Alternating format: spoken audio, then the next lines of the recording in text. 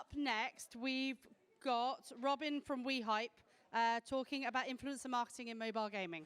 Perfect. Welcome everyone to this session in which we're going to speak about influencer marketing and navigating this quite complex world and focusing specifically on mobile games. So first, short introduction. My name is Robin Astrom. I'm the CEO and one of the founders of a company called Wehype, and I've been in the influencer marketing space for more than 10 years, my entire professional career. And I've been within lifestyle and fashion and travel, and now in the past 6 years, I've been in the gaming space. And with me on stage, I have my colleague Björn. Yeah, and I've been at Wehype for like 2.5 years, but I worked with more than 100 different games, basically strategizing the influencer marketing that they're gonna do, or they potentially want to do with our help. Awesome. And just short about Wehype, so we're an influencer marketing platform with complementary agency services as well. So we help game publishers and developers to promote their games using influencers and content creators. And we are based in Sweden, but we operate globally. And in this session, we'll go through a couple of topics from use cases for influencer marketing, how to measure the success of it, how to generate organic content, which is quite an interesting part as well, and then platforms, which platforms to actually use. And I wanted to start, Björn, with a question surrounding use cases. And I mean, I've been chatting to a lot of people from this industry, and one of the things that I hear a lot is, how do you actually position this? Is this another user acquisition channel? Do you use this for community building? Is it awareness? It is performance driven, and so on and so forth. So the actual use cases for influencer marketing. Yeah, I would say it's a few main ones. The main one is community building. It's been on the agenda a lot of times today. And community building is actually where you can bring in the creators pretty early on. You can even bring them on already in the beta or alpha testing for a game, or in the early stages, where you can add their own insights, because they know what their own community wants. So if you bring them in early on, they can actually give you that insight before you develop too much into the game, or you don't have a chance to develop it in easily. And of course, like when you're releasing a game, to use influencers to hype that up, to get that exposure that you need, and that would say is the main use cases. Yeah. Yeah, I think I heard, for those of you who were here in the panel before, there were a lot of chatting about the community and also operating on a low budget. And one of the things that I was wondering a bit more about is like bringing on creators early stage in a game, and how you actually do that and manage that. Yeah. I would say the best way to do it early on is to actually look at which of these creators are naturally interested in your kind of game, your niche, look at the data behind them, but also try to invite the ones that you see have an upcoming demographics. Like you can see that they're scaling in viewership. You can see especially that they have a lot of engagement from their community, because then you're also going to get a lot of feedback from them, because they have that from their own community. So I would say that's the best use, and also using different types of creators, micro, middle, even macro. Because the thing is, if they're a part of this, and then the game gets released, they're going to be so much more proud of it, and there's more chance for it to have organic traffic and more exposure for your game in that way. Cool. And obviously there's a lot of different like titles, and spanning from hardcore to casual, midcore, and the entire spectra. Is there any specific type of genre where you see creators working better, or can it be leveraged throughout the spectrum of the different genres? Yeah, I would say for hyper casual, I would say we more look at the campaigns as a branding campaign. It's pretty hard to build community around those titles, at least long term. And the ones that are a bit more premium games, as I say, that's much easier to build community around, and then you can have much of a long-term approach when you actually activate creators, and your first connection with them, your first contact should have something to do with that you can also be a part of this journey long term if you like the game and if your community responds to it. All right. Let's do just a small test. How many in this room now has done an influencer marketing campaign? Can you raise your hand? So that's good. That's more than it's quite a few. So one of the bit more not controversial, but one of the topics that I hear a lot is surrounding hit and miss. So maybe you have done a couple of campaigns and you have used the same strategy, and from the outside it looks like you're working maybe with the same type of creators, but the campaign is performing insanely good, and then you do another that is performing quite poorly. And then you're trying to wrap your head around why would the first one be so much better than the second one. And this is something that we see quite commonly in the industry, just when you try to maximize the ROI in particular. So how do you kind of strategize and try to limit the risk of this hit and miss factor when you're doing your campaigns? Yeah, the reason a lot of companies get exposed to this is because they get oversold basically from agencies or influencer marketing platforms that they're gonna go with the biggest stars in the world, but they haven't even tried out with who actually likes the games. So start up small. You can start off with really small budgets, actually testing it out to see what performs, and then you can scale it from there just by using the data that you have at hand. And then scalable testing after that as well. Don't be afraid if it doesn't work out the first time, because the risk is low when you work with micro creators on scale. So that's how I would do it at least. And I would say the hit and miss is usually a misconception from back in the days when you only got like an Excel sheet with 20 influencer names and we're like, okay, what am I gonna do with this now? It's a different age now.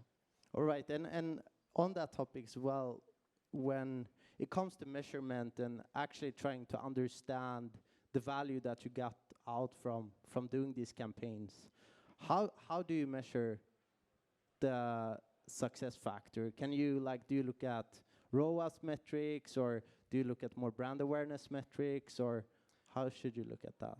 It totally depends on the title, I would say, and the KPIs that each publisher or game developer has. I mean, we use our own base data. We have data from, engagement metrics on socials to their own engagement and metrics in the communities that they do the content to on YouTube or Twitch. But then we also have attribution tools that helps us with this. So I would say the magic lies in fusing those two together and understanding where that takes you. Yeah. And maybe someone asks, what is an engagement metric? Well, that can be basically, let's say you're watching a Twitch live stream, and then you see that, hey, there's a lot of chatter going on here. And then it can be that they have more chat per minute per viewer than another one. That usually indicates they have a higher engagement rate, or that is a higher engagement rate, and that usually means they have more engagement into installs or different call to actions. So that can be one, for example.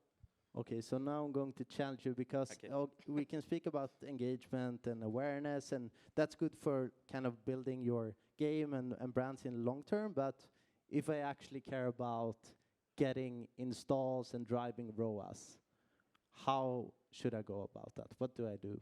Well, it connects back to, I think, the hit and miss we talked about.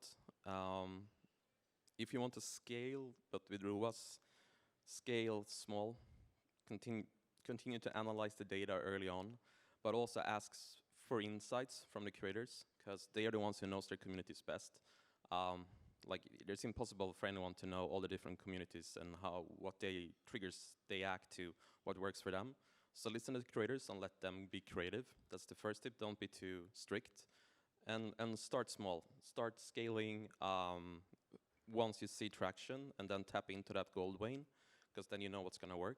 And the beauty of it, once it works, well, this is humans, it's not just data points. So the thing is, if it works and they like it, you can also expect to get more out of it than you would from a static element like ads.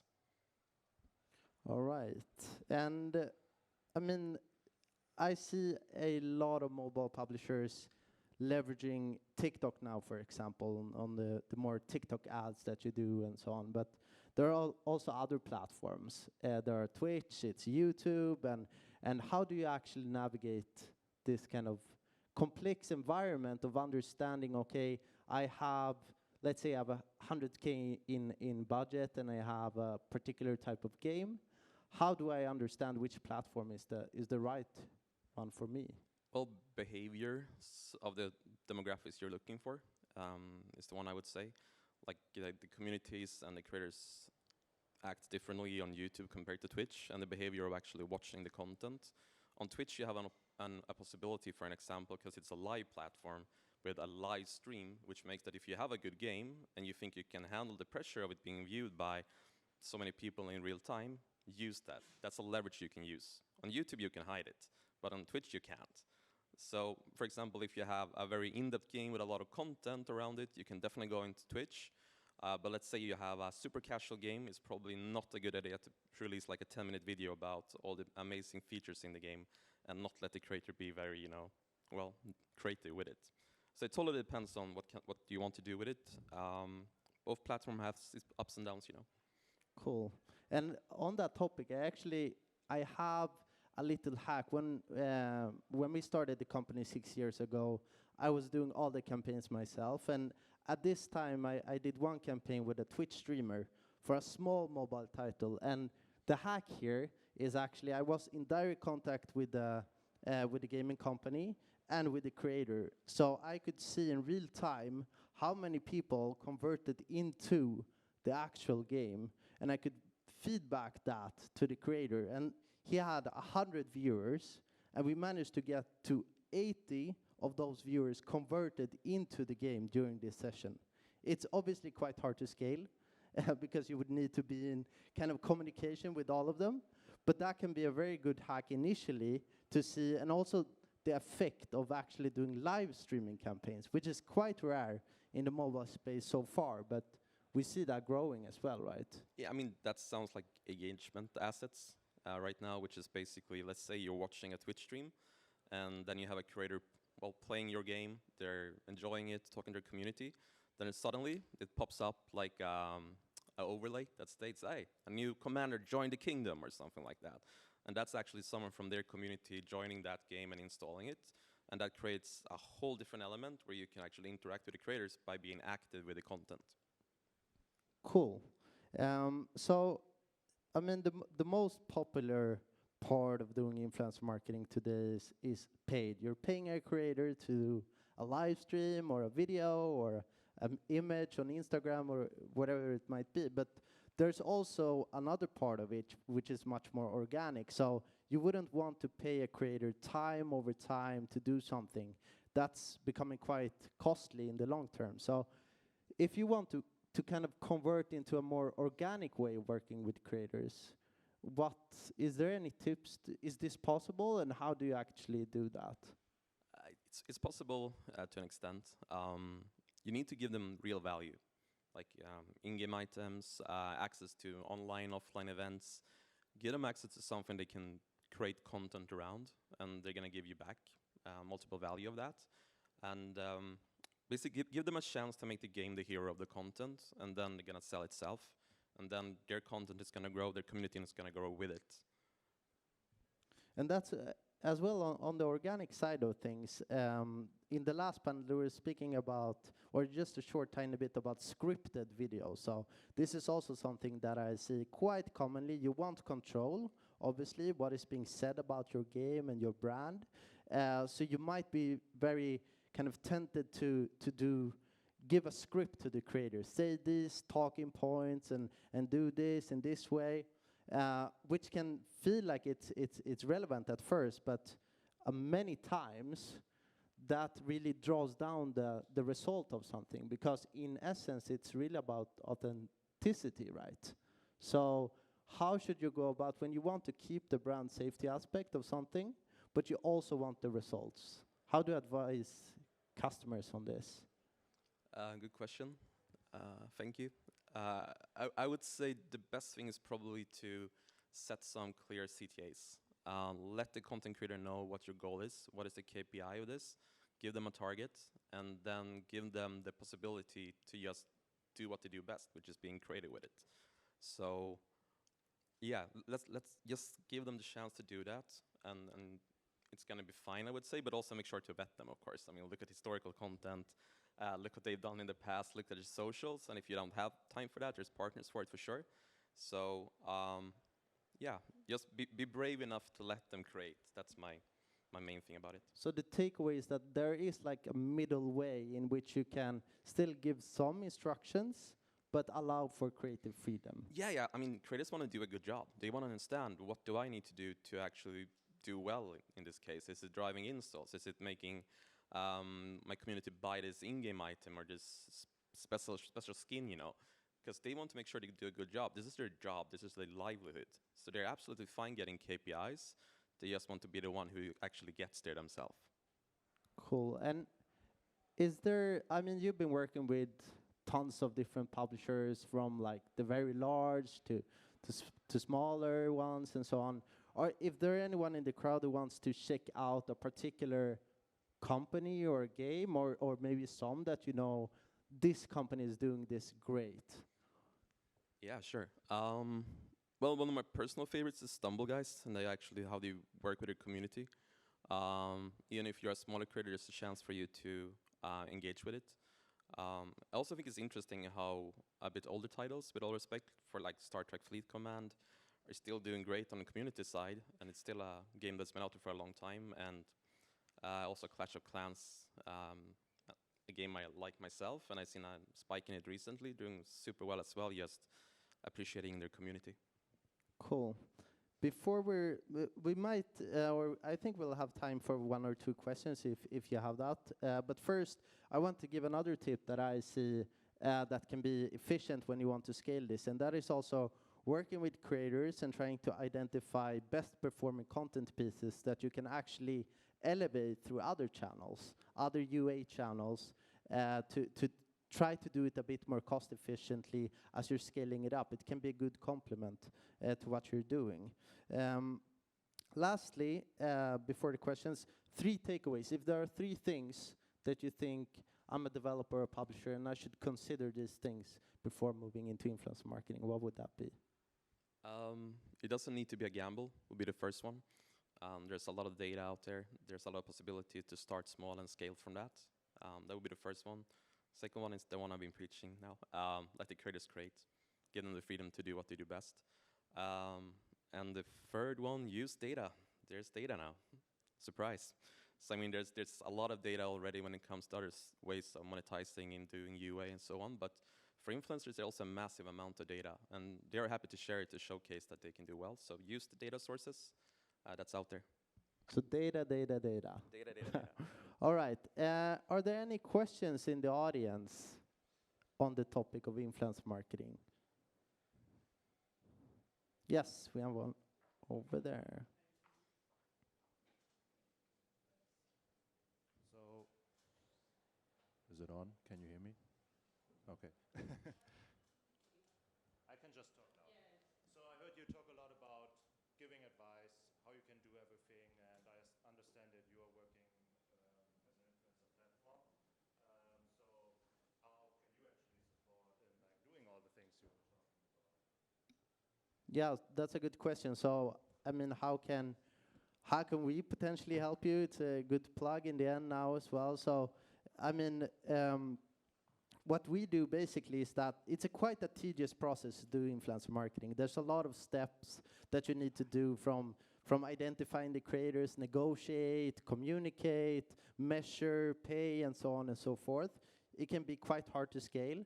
So what we have done basically is to automate this entire process, so you don't have to do the heavy lifting. What you can focus on is the strategy and optimizing that together with the team.